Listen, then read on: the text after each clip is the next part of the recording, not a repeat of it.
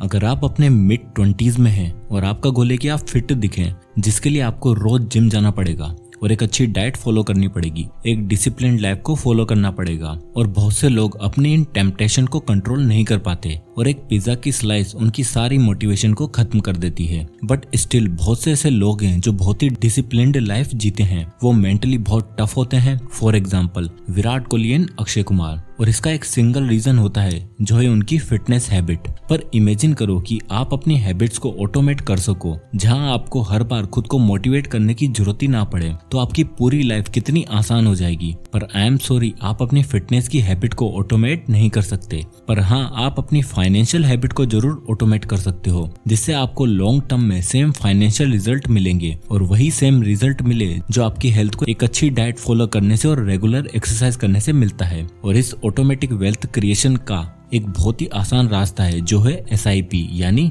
Systematic investment plan. SIP में आप एक इक्विटी फंड सिलेक्ट करते हो, जहां आप एक अमाउंट डिसाइड करते हो जो आप हर मंथ इन्वेस्ट करना चाहते हो। फॉर एग्जाम्पल आप अपनी इन्वेस्टमेंट ऐप को ये इंस्ट्रक्ट करते हो कि हर मंथ की 5 तारीख को, चाहे उस स्टॉक का प्राइस कितना भी ज्यादा हो या फिर कम, आप 10,000 रुपए उस म्यूचुअल फंड में या फिर इंडेक्स फंड में इन्वेस्ट करना चाहते हो। तो ये आपकी एक SIP क्रिएट कर देगा और ऑटोमेटिकली हर मंथ की 5 तारीख को आपके अकाउंट से 10,000 रुपए डिडक्ट होकर इन्वेस्ट होने लगेंगे। अब ये सुनने में बहुत ही सिंपल कंसेप्ट लग रहा है और इसे करना भी बहुत ही सिंपल है, पर इसके रिजल्ट बहुत ही औसम है। पर बहुत सी ऐसी बातें हैं जो आपको SIP में इन्वेस्ट करने से पहले ध्यान में रखनी चाहिए। तो चलिए SIP काम कैसे करती है ये अच्छे से समझते हैं। तो सबसे पहला आता है वाई SIP। स्टॉक मार्केट से रिटर्न कमाने के 2 तरीके हैं। जब मार्केट डाउन हो तो शेयर्स खरीदो, और जब मार्केट अप जाए तो शेयर्स को सेल कर दो, जिसे आप ट्रेडिंग भी कह सकते हो, जो कि एक शॉर्ट टर्म गेम है। अब अगर आप एक प्रोफेशनल क्वालिफाइड ट्रेडर नहीं हो तो उससे दूर ही रहो।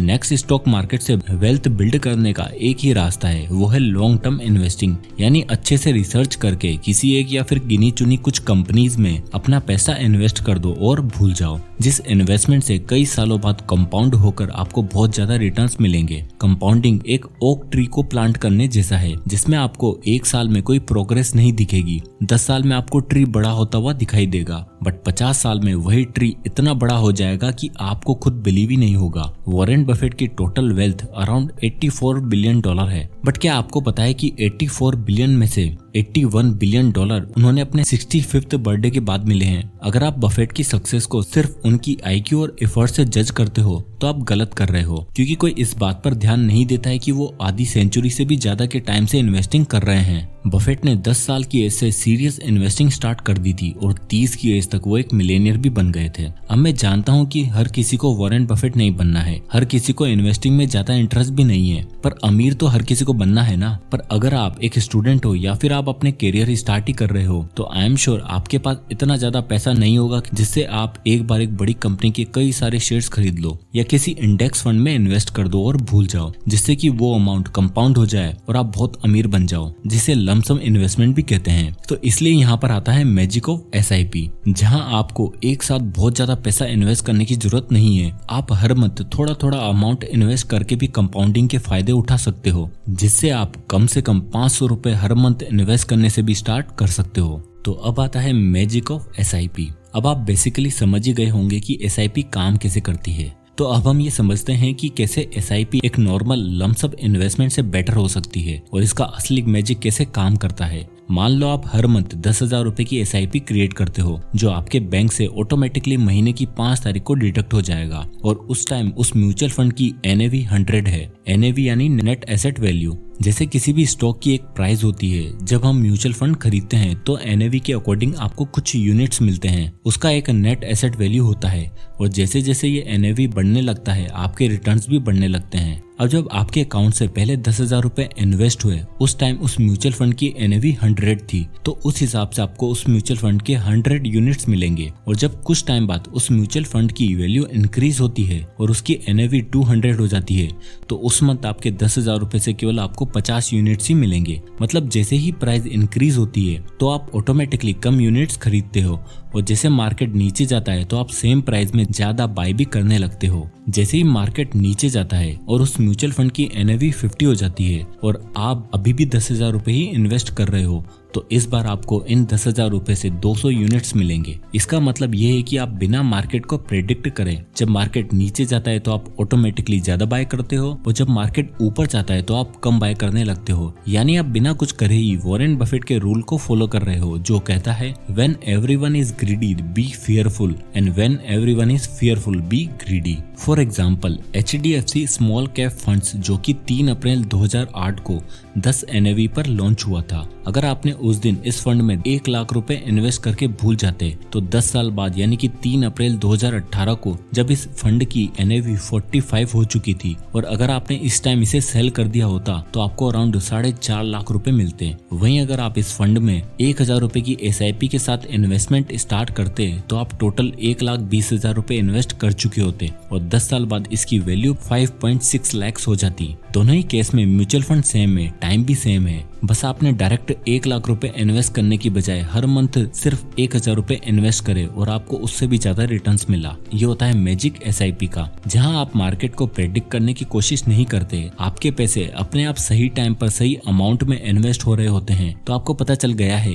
SIP आपके लिए इन्वेस्टमेंट स्टार्ट करने का सबसे बेस्ट तरीका हो सकता है। पर साथ ही अगर आप सोच रहे हो कि आप कैसे अपनी SIP की जर्नी को स्टार्ट कर सकते हो तो उसके लिए भी एक बेस्ट ऑप्शन है और वो है how to choose the right fund. SIP तो एक सिस्टम है जिसे आप हर महीने ऑटोमेटिकली पैसे इन्वेस्ट करते हो, बट उससे भी कई ज्यादा इम्पोर्टेंट है कि आपका पैसा कहाँ इन्वेस्ट हो रहा है। दोस्तों, किसी भी म्यूचुअल फंड को चूज करने से पहले आपको ये चेक कर लेना चाहिए कि उसका एक्सपेंस रेशो कितना है। एक्सपेंस रेशो बेसिकली एक फीस होती है जो आपको इन्वेस्ट करने के लिए पे करनी होती है, जो कंपनी आपको टोटल अमाउंट में से कुछ परसेंटेज अपने पास रख लेती है, क्योंकि यहाँ आपको कोई मेहनत तो करनी नहीं पड़ती। आपके बैंक से ऑटोमेटिकली पैसे इन्वेस्ट होते रहते हैं जिसे उस कंपनी के एक फंड मैनेजर मैनेज करता है, तो वो आपसे कुछ फीस चार्ज करता है। कई बार लोग इस बात पर ध्यान नहीं देते हैं और काफी ज्यादा फीस पे करने लग जाते हैं। जैसे कि फंड का एक्सपेंस रेशियो 1.5 से लेकर 2% तक हो सकता है, जिसमें आपको बिल्कुल भी इन्वेस्ट नहीं करना चाहिए, क्योंकि ये 2% की फीस आपको अभी कुछ नहीं लगती है, पर आगे जाकर यही एक्सपेंस रेशियो बहुत बड़ा डिफरेंस क्रिएट करता है। इसलिए आपको ऐसे फंड में इन्वेस्ट करना चाहिए जो कंसिस्टेंटली अच्छे रिटर्न्स दे रहा हो, उसका एक्सपेंस रेशियो भी जितना कम होगा उतना अच्छा है और एटलीस्ट 1% से तो कम होना ही चाहिए। और ऑथर मॉर्गन हाउसल कहते हैं growth is driven by compounding which always takes time. इसलिए इन्वेस्टमेंट एक सिंपल लॉन्ग टर्म गेम है, पर अगर आप इन्वेस्टमेंट से क्विक मनी बनाना चाहते हो तो वो SIP से तो पॉसिबल नहीं है। साथ ही SIP में इन्वेस्ट करते टाइम आपको एग्जिट लोड का भी ध्यान रखना चाहिए, जहां कई म्यूचुअल फंड्स आपके पैसे विड्रॉ करने का चार्ज भी करते हैं, जो जनरली 0 से 1% के बीच होता है। और साथ ही टैक्स, क्योंकि अगर आप 1 साल से पहले अपना पैसा विड्रॉ कर लेते हो तो आपको short term capital gain tax पे करना होता है, जो कि 15% होता है। और अगर आप 1 साल के बाद सेल करते हो तो आपका long term capital gain tax पे करना होता है, जो कि अराउंड 10% है। तो कोई भी SIP क्रिएट करने से पहले इन सभी बातों का ध्यान रखें। अब आता है next point, invest with discipline for very long term. हर किसी को एक मैजिक फॉर्मूला चाहिए, एक श्योरिटी चाहिए, जहां कोई उन्हें बता दे कि आपको ये करना है और आप अमीर बन जाओगे, बट वो मैजिक फॉर्मूला आप खुद ही हो। आपको चाहे कितनी भी नॉलेज मिल जाए, आपको कंपनी के बारे में सब कुछ समझ आ गया है,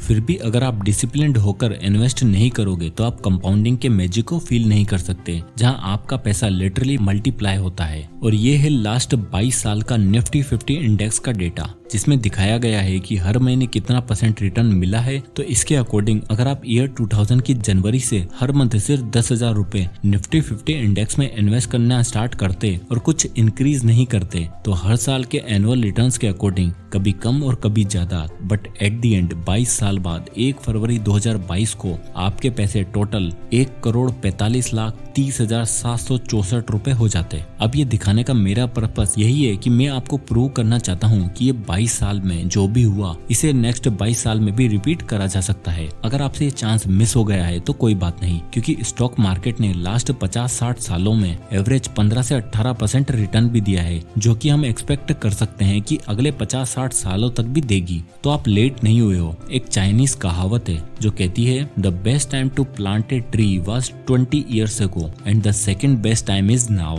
जो कि इन्वेस्टिंग पे बिल्कुल परफेक्टली अप्लाई होता है। तो अगर आप कंपाउंडिंग की पावर को देखना चाहते हो तो SIP एक बेस्ट इन्वेस्टमेंट हो सकता है, जिसका इस्तेमाल करके आप एक ड्रीम लाइफ अचीव कर सकते हो। सो दोस्तों, आई होप कि ये वीडियो आपको पसंद आया होगा, तो इसे लाइक करें और ज्यादा से ज्यादा लोगों तक शेयर करें। और अगर आप इसी तरह के वीडियोस देखना चाहते हैं तो हमारे चैनल को सब्सक्राइब करना ना भूलें। मैं इसी तरह के वैल्यूएबल वीडियोस लाता रहता हूँ। और अगर आप किसी भी बुक या टॉपिक पर वीडियो चाहते हैं तो कमेंट बॉक्स में जरूर बताइएगा, मैं उस पर वीडियो बनाने की पूरी कोशिश करूंगा। तो मिलते हैं नेक्स्ट वीडियो में, तब तक के लिए जय हिंद।